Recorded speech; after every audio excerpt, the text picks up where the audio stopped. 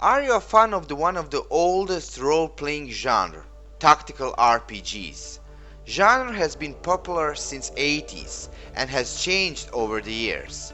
If you are longing for a good old games like Final Fantasy Tactics or Tactics Ogre, but are not sure which tactical RPG to play in 2019, look no further. We got you covered. Here are a list of our best tactical RPGs to play in 2019.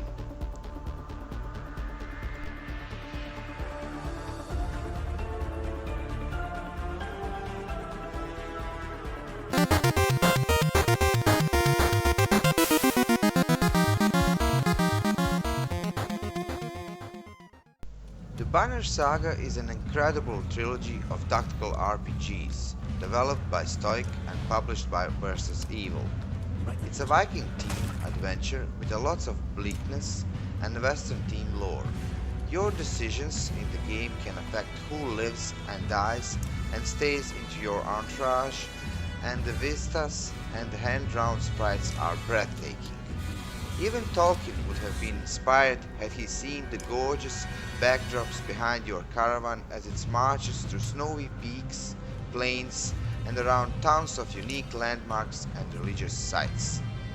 It's also unique in that you can lose battles.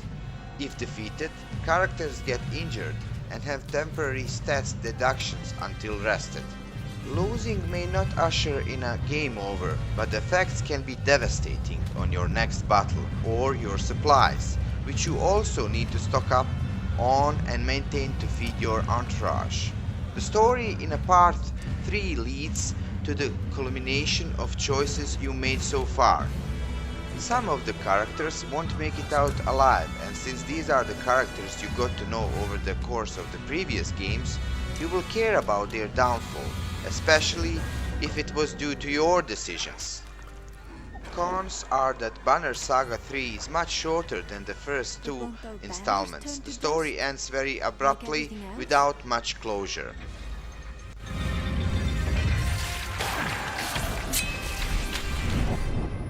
There's always a path. If you are a fan of tactical RPGs, surely you have played at least one of the Fire Emblem games. Fire Emblem Three Houses is the latest entry in Nintendo's long-running fantasy strategy RPG series. It is the first Fire Emblem on the home console since the Wii era and the current Fire Emblem Radiant Dawn.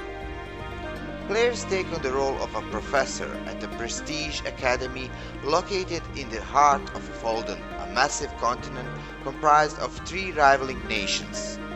After swearing allegiance to one of the 3 factions, the Black Eagles, the Blue Lions, or the Golden Deer, players begin training students out in the field while also managing their daily activities and interactions. In many ways, the game harkens back to the series' roots with the weapon durability, permadeath, and combat arts making a return alongside updated visuals.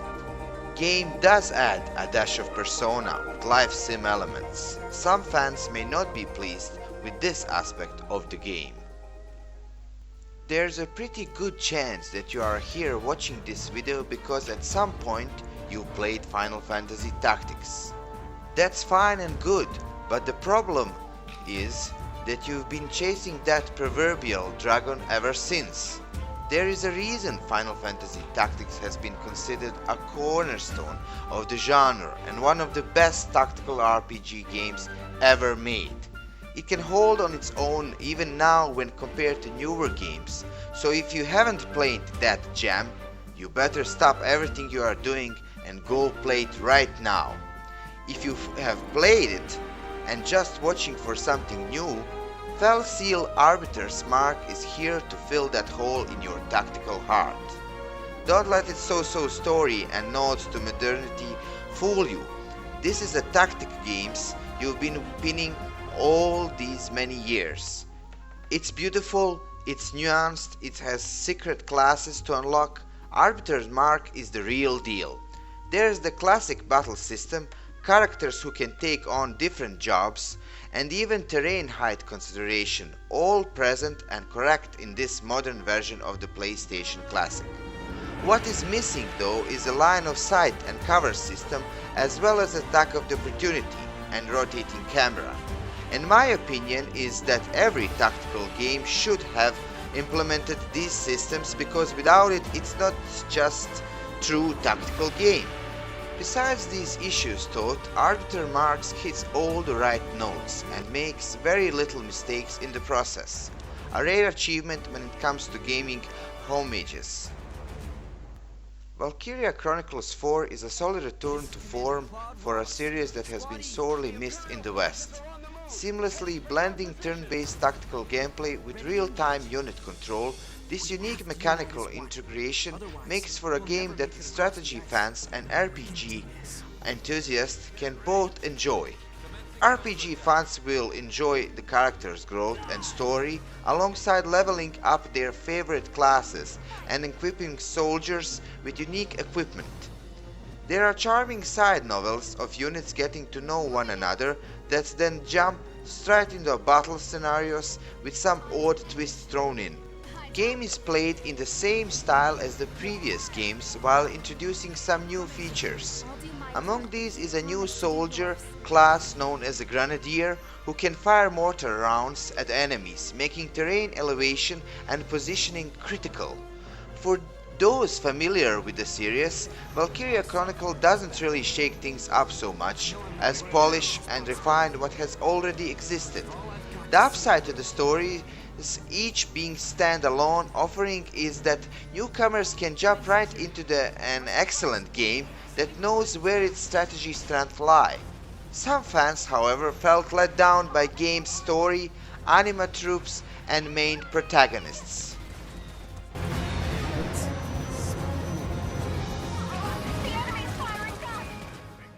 The original Disgaea was truly mind-blowing addition to the tactical RPG universe. It took so many risks which mostly succeeded brilliantly and had completely different tone and style than most of the more austere competition.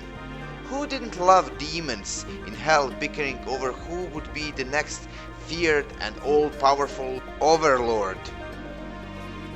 While every Disgaea game is technically fun, Disgaea 5 truly felt like it was adding to the franchise more than just a relayering an old mold while retaining all the quickiness and charm. Disgaea 5 is the perfect blend of over-the-top ridiculous anima troops and a genuinely smart engaging gameplay. The story is entirely self-contained, so you don't need to play previous entries in the series to enjoy what Disgaea 5 has to offer. However, it also contains a very extensive list of DLC characters from previous Nimpo Inchi Software games, class options, and more, all of which are free when you purchase Disgaea 5 Complete, which has been released in October 2018 on Steam. Even though the game is advertised as complete, all of the online features are missing from this version of the game. Mutant Year Zero Road to Eden is a turn-based strategy game adaptation of pen and paper Swedish RPG of the same name. There are numerous video games based on tabletop titles, from the old Neverwinter Nights to the upcoming Cyberpunk 2077. Video game makers often try to take the already existing world and adapt it in the form of the video game, which is exactly what the Beard Lady Studio has tried to do with their new tactical adventure, Mutant Year Zero Road to Eden. The game is set in a post-apocalyptic future where most of the population has died from a nuclear war, with those who remaining turning into the mutants. You take control of a small band of explorers called Stalkers, whose members include a clever duckman and steadfast warman, and some other funny characters. Gameplay is split between real-time exploration, which allows you to scavenge for supplies and position your team for battles, and turn-based combat. Cons are that stealth kills mechanics are a bit too much reliant on the lucky events such as guessing the enemy's sound, detection distance right before firing weapons, or critical hits. Party balance isn't great, as some companions are definitely all around more powerful and useful than others.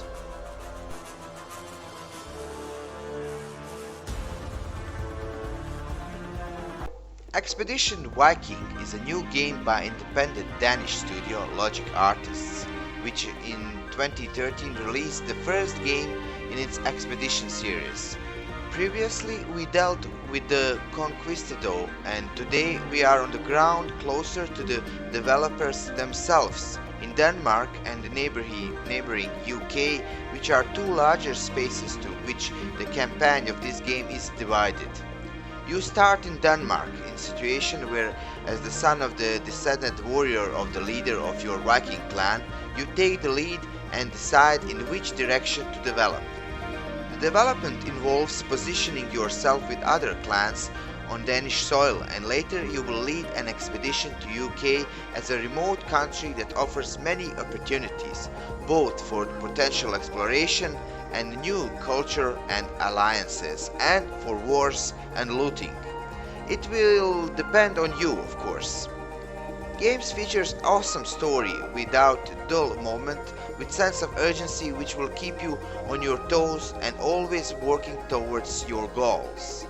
Quests usually have more than one way of handling things and generally stick to the shades of grey when it comes to morality of your actions. Combat is quite complex and doesn't seem to suffer from whims of RNG. The only complaint we have is that gets a little bit on the easy side towards the end of the game. After a great enthusiasm that sparked the revival of the XCOM series, players were looking forward to a new sequel with a good reason.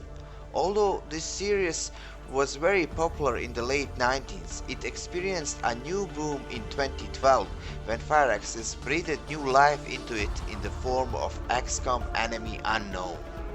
This turn-based strategy game has taken many players many hours, connected them to the virtual troops they sent to fight the aliens, and caused them a lot of nerves for all the powerful missed shots at the key moments.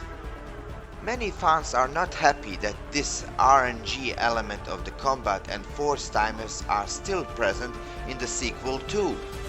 There were also some bugs and performance issues on the release. So what is strategy game doing on this list, you may ask? The core of XCOM might be absolute strategy, but bumbling beneath the surface is undercurrent of RPG mechanic that makes games seems a natural fit for fans of the genre, especially those who enjoy tactical or strategy-driven titles. So what's this game about? Aliens invading Earth, and you are tasked with fighting them off. In first of the XCOM reboots, Enemy Unknown, you are a government-sanctioned agency battling invading forces. In the second, the aliens have taken over and you are now underground guerrilla warfare movement, essentially committing acts of sabotage against the new alien puppet government of the world. Did I mention that expansion War of the Chosen has so much content and novelty that it could have been a new game? If you haven't played XCOM 2 and its expansion, you have many hours of fun and great gameplay to look forward to.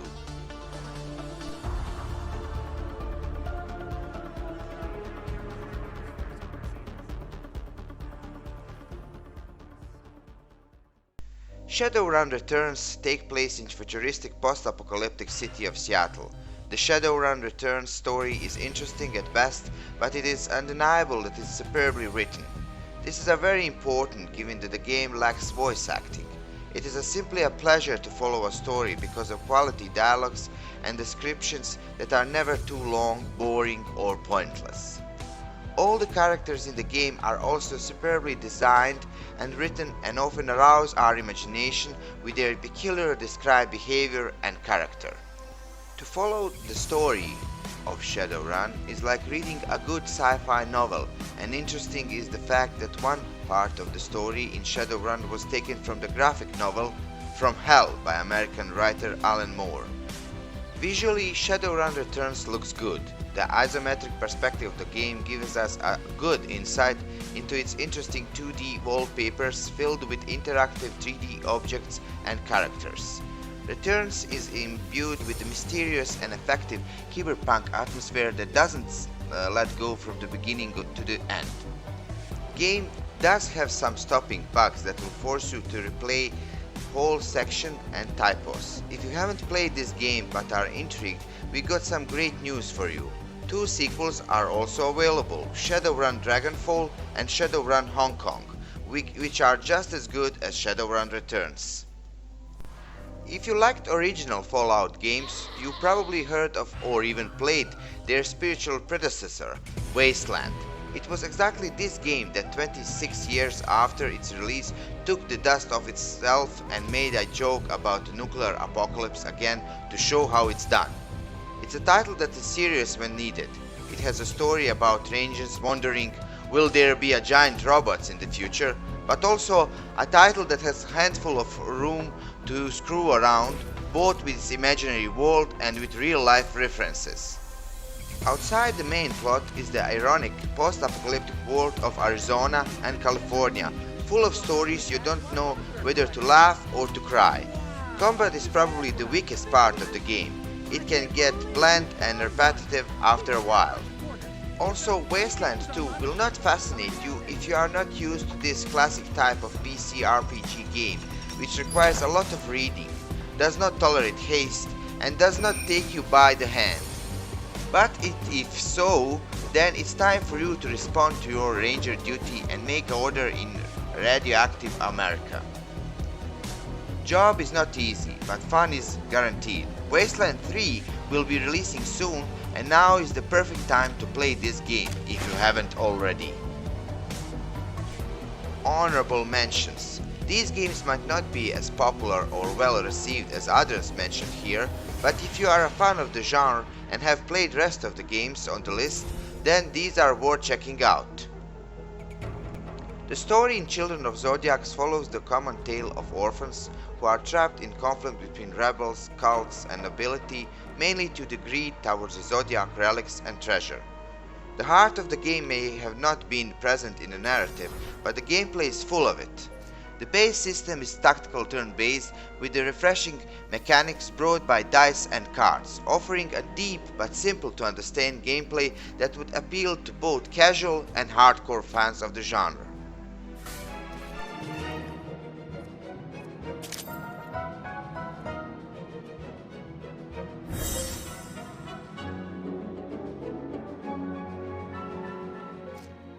Regalia of the Man and Monarch is turn-based tactical RPG which is heavily inspired by the likes of popular Japanese RPGs such as Persona and Disgaea series. In some part, this works in favor of the game, allowing for players to engage in dialogue-heavy interactions with companions or participate in some truly exciting battles. However, it feels as though Regalia of Man and Monarchs hasn't quite figured out what made these games enjoyable, or even staples to their respective genres in the first place. I don't want to be too down on the game really, as it's great fun, and a really nice throwback to strategy RPGs like a Final Fantasy Tactics and Disgaea. That's it for today, fellow gamers, boys and girls. If you don't agree with our list and think some games are missing or don't deserve to be here, don't be afraid to share your thoughts in comments. If you like our list, make sure you subscribe, because if you do, you won't have to worry about which Western type RPG to play ever again.